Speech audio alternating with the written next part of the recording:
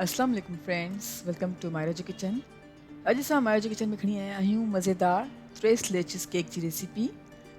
हीअ केक ठाहिण जे लाइ सभिनि खां पहिरियां हिकु प्यालो खयों आहे ऐं प्याले में रखी आहे हिकु छाणी। ऐं हाणे छाणी में विझूं था मैदो 1.5 कप ऐं चङी तरह सां छाणे छॾियूं था। मैदे खे चङी तरह सां छाणियो आहे त हाणे प्याले में विझूं था लूणु 1/2 टीस्पून, बेकिंग पाउडर विधो आहे 1.5 टीस्पून,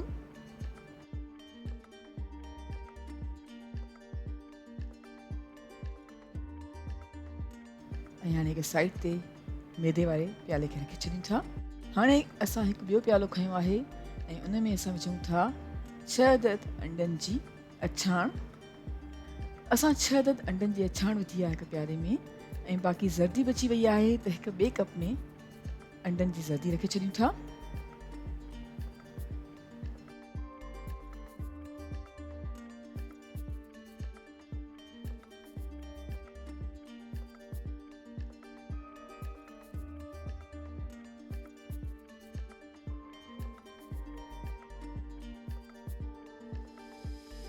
ऐं हाणे असां अंडनि जी ज़र्दी वारो कप खयों आहे ऐं ज़र्दी वारे कप में विझूं था 3/4 कप जे क़रीब खंडु। ऐं हाणे अंडनि जी ज़र्दी ऐं खंडु खे चङी तरह सां विस्क कंदासीं, यानी एतिरो मिक्स कंदासीं ऐं फेंटींदासीं जो अंडनि जी ज़र्दी ऐं खंडु फोमी थी वञे ऐं रंग तब्दील थी वञे। जी फ्रेंड्स, जीअं त तव्हां ॾिसी रहिया आहियो वीडियो में त असां अंडनि जी ज़र्दी ऐं खंडु खे चङी तरह सां विस्क कयो आहे ऐं अंडनि जी ज़र्दी फोमी थी वई आहे ऐं रंग तब्दील थी वियो आहे। त हाणे असां हिन प्याले खे हिकु साइड ते रखूं था।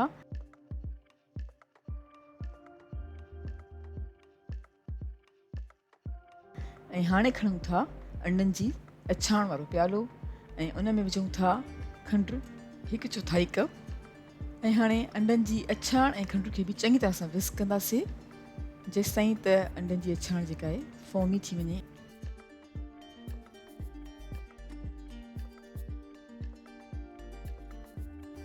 जी फ्रेंड्स, जीअं तव्हां ॾिसी रहिया आहियो त अंडनि जी अछाण खे बि असां चङी तरह सां विस्क करे छॾियो आहे ऐं हाणे हिन प्याले खे हिकु साइड ते रखे छॾियूं था। ऐं हाणे अंडनि जी ज़र्दी वारो प्यालो खयों आहे ऐं उन में विझूं था खीर 1 कप ऐं वनीला एक्सट्रैक्ट विधो आहे 2 टीस्पून।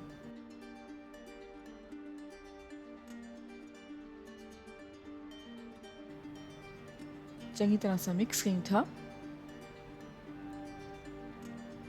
ऐं चङी तरह सां मिक्स करण खां पोइ हाणे असां अंडनि जी ज़र्दी जे मिक्सर खे विझूं था मैदे वारे प्याले में।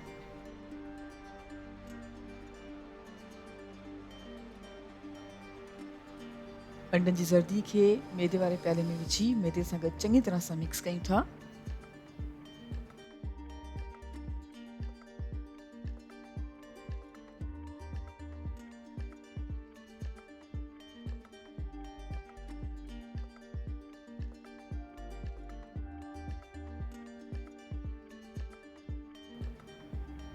अंडनि जी ज़र्दी ऐं मैदे खे चङी तरह सां मिक्स करे छॾियो आहे त हाणे खणूं था अंडे जी सफ़ेदी वारो प्यालो ऐं अंडनि जी सफ़ेदी वारे मिक्सचर खे बि आहिस्ते आहिस्ते मैदे में ऐड कंदासीं ऐं मिक्स कंदा वेंदासीं।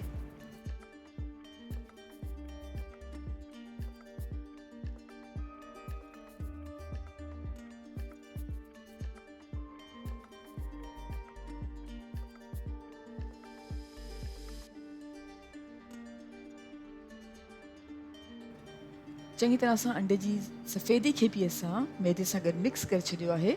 हाणे असां खयों आहे हिकु शीशे जो ट्रे ऐं ट्रे में असां तक़रीबन 1 टेबल स्पून जे क़रीब मखण खे विझी चङी तरह सां पूरे ट्रे ते फैलाए छॾियो आहे।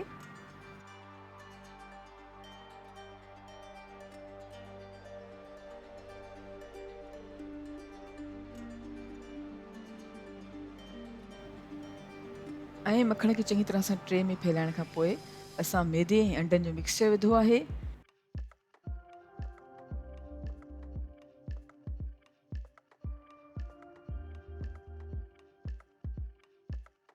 ऐं हाणे असां केक खे बेक कयूं था 350 फ़ारेनहाइट ते 30 मिनट्स जे लाइ।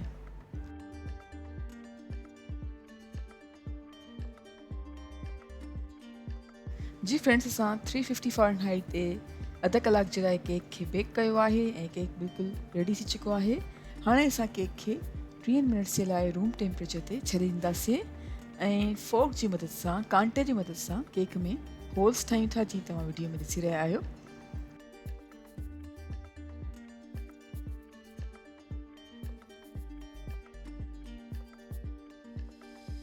हाणे असां खयो आहे हिकु कप ऐं कप में एड कयूं था कंडेंस्ड मिल्क 150 ग्राम्स।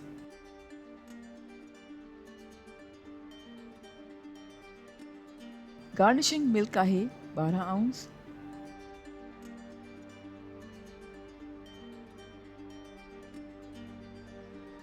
ऐं खीर विधो आहे 1/3 कप। चङी तरह सां मिक्स करे छॾियो आहे।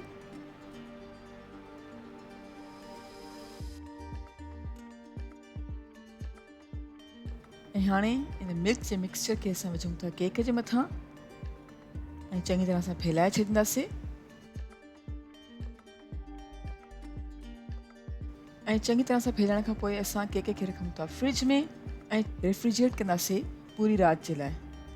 जी फ्रेंड्स, असां केक खे राति भर जे लाइ रेफ्रिजरेट करे छॾियो हुयो ऐं हाणे असां खयो आहे हिकु कप ऐं कप में विझूं था हेवी क्रीम 1/2 कप। खंडु विधी आहे 3 टीस्पून ऐं वनीला जो एसेंस आहे 1 टीस्पून। हेवी क्रीम, खंडु ऐं वनीला एसेंस खे चङी तरह सां विस्क कंदासीं।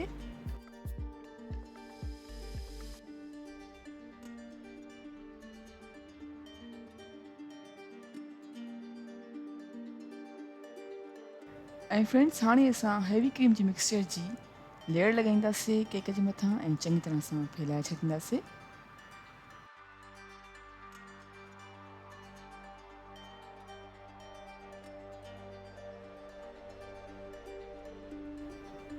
ऐं चङी तरह सां फैलाइण खां पोइ असां गार्निश कयूं था स्ट्रॉबेरीज़ सां।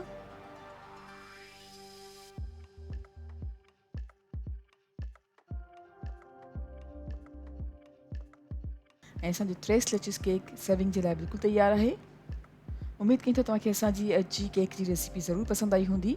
Thank you so much for watching. असांजी वीडियो खे लाइक कजो ऐं असांजे चैनल खे सब्सक्राइब ज़रूरु कयो। तव्हां सां इंशाल्लाह मुलाक़ात थींदी हिकु ॿी वीडियो में। तेसिताईं अल्लाह हाफ़िज़।